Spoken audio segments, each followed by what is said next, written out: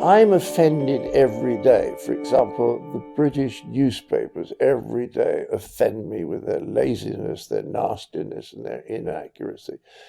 But I'm not going to expect someone to stop that happening. I should just simply speak out about it. And sometimes when people are offended, they want somebody to just come in and say, right, stop that, to whoever is offending them. And of course, as a former chairman of the BBC once said, there are some people one would wish to offend.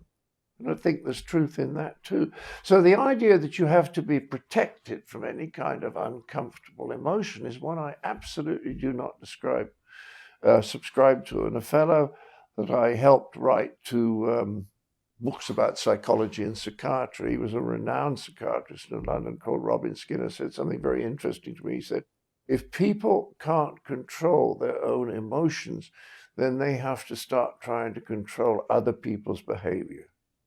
And when you're around super sensitive people, you cannot relax and be spontaneous because you've no idea what's going to upset them next.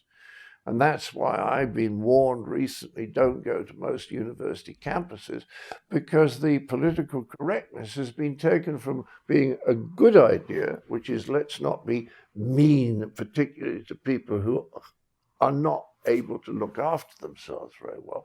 That's a good idea, to the point where any kind of criticism of any individual or group can be labeled cruel. And the whole point about humor, the whole point about comedy, and believe you me, I've thought about this, is that all comedy is critical.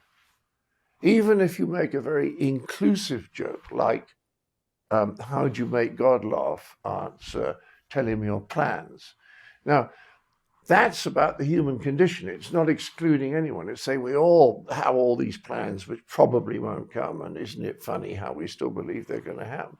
So that's a very inclusive joke. It's still critical. All humor is critical. And if you start saying, oh, we mustn't criticize or offend them, then humor's gone. With humor goes a sense of proportion. And then as far as I'm concerned, you're living in 1984.